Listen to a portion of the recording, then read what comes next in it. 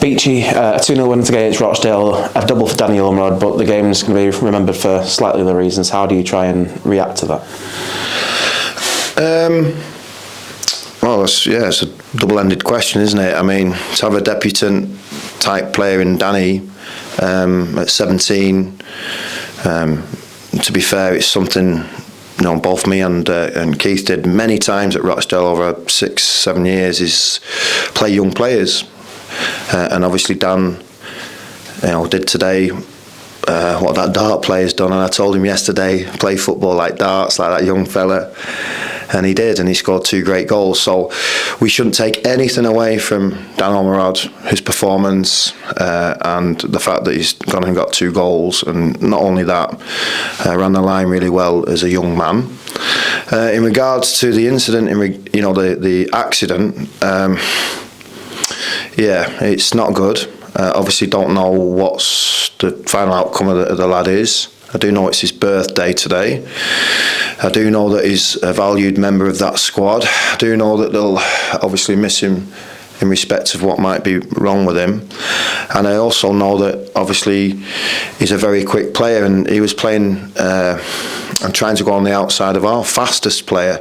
So both them players are at full tilt speeds on a wet surface, and they're going hell for leather. And there's no way, because I've met a lot of players in 20 years of football, a lot, and there's no way that Jonas Tabashi has a bad bone in his body, and that's pure football, and that's pure accident. So I do wish the lad well. I do thank the off-field staff for being as good as they could be in respect to what had happened, but we just hope he gets better.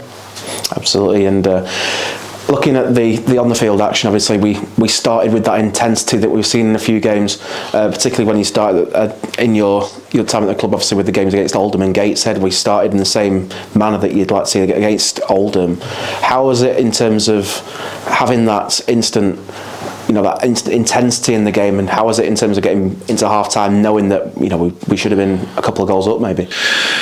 Well, I'll be honest, bar Bromley first half, we dominated York but didn't have that final third zest.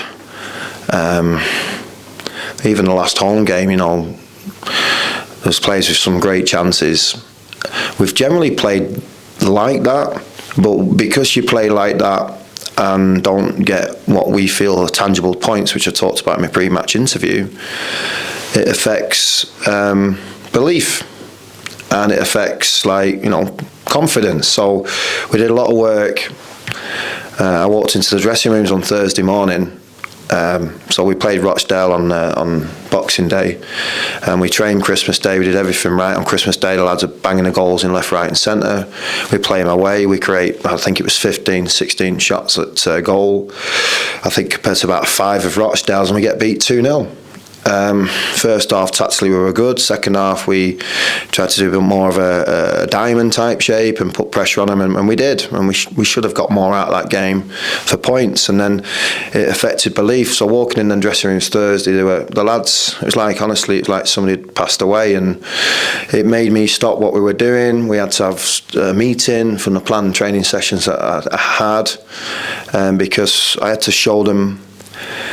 And I know the biggest stat in football is winning, and we've won 1 game and we have to win many more, but I showed them, we're top of the charts in the National League for creating shots, and I think we're 4th or 5th for expected goals scored. So in theory, as an attacking prowess, we should be top 6 team.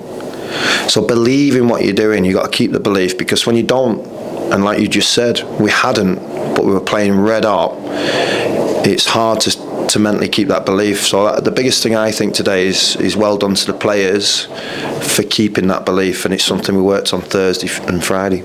And a quick on the 2 goals, obviously that Danny scored very different goals in the light. Obviously the second one was a bit more of a scrappy finish from close range, but the first was, you don't see much better finishes first time from a player of his age and his experience. No, and what I really liked about today was it took him a bit of time to get into the game, and I wanted him linking a little bit more with Nick, and I wanted Nick getting closer to Dan off the ball to create more challenge to the opponent. Obviously, our wide players, Luke slotted in great, slightly wider than normal. Really gave a great shift, and we didn't start the game in respect of dominating opposition fullback. In the first 20 we started the game well, but loose passes, not getting past the man. So I spoke to Andy Taylor and we just swapped the wingers over. And I don't know, it just something sprung Luke Charman into life, and for him not to get on that score sheet today, I don't know what he had to do. I mean, that strike that goes whistling past the far post and the dipper that he hit that hits the bar is just magnificent. So, you know, well done for him for moving position but applying a professional behaviour towards it, and it was part of why we won. And of course, John, on his more natural side, he could put the burners on. And there's, like I said, you know, with the incident, there's no faster player in the National League. Obviously, like I said, with the incident occurring towards the end of the game, obviously the players were brought off with 15 minutes to go. We had 20 minutes of added time. How was it in terms of having to mentally keep the lads alert for those 20 minutes and to keep them eye on the performance? Yeah, both teams difficult, and obviously, you know, if you're in a Rochdale shirt, I would imagine there's butterflies and sadness within the fact that you don't know what's wrong with your mate at that point. I get why the referee tried to stop the game. And, you know, made sure that everybody could do what they need to do to try and make sure that the lads in a better place. So, you know, the ref needs a bit of credit for that too. But it's difficult because there's emotions, and, you know, there's definitely nothing hidden agenda behind the incident. And we just treated it as like half time, and I just said to the boys, you might be in the, you know, getting back in the changing rooms, you might be in here 10, 15 minutes. I hear we've called an ambulance, and we know, you know, at this time of year how hard they work and how hard it is to get one. So that didn't know how long that would be. You know, their staff are obviously trying to sort the player out. Is the game going to continue? Them sort of conversations, I think, that were like had by them. I just wanted to get out all the noise, outside the noise, get in the changing room, sit down, treat it as half time. You don't have to listen to me or Andy speak. Get your legs up and get your fluids in.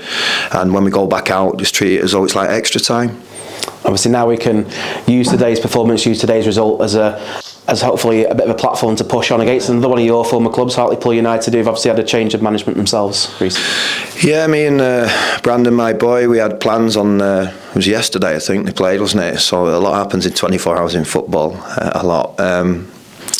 We had plans to go and watch a young player at FC United and drop him on routes and dip into, I was going to go on my own to watch Oldham and Hartlepool and see John Askey's Hartlepool. So we watched the game and Hartlepool played well. Oldham came out winners. FC United's match cancelled. Brandon comes with me, so you know, I've got this football whiz in my ear for an hour and a half. I could do with a bit of free time from him, but dad. So yeah, listening to this as the game's going on. But Hartlepool were very good, and they didn't deserve to get beat 2-0. And it's a shame because John's a great guy, but they've made that change. And normally when that does happen in modern life, people like change now, and I don't know why, because ultimately it evens out. If you've got somebody good doing good things, you know, you ain't ever in football going to be on your own terms. You got to see through that and understand, you know, why John's been successful so long as a manager. But they've made the change, and in terms of performance, it wasn't a performance that says they're not playing for the manager.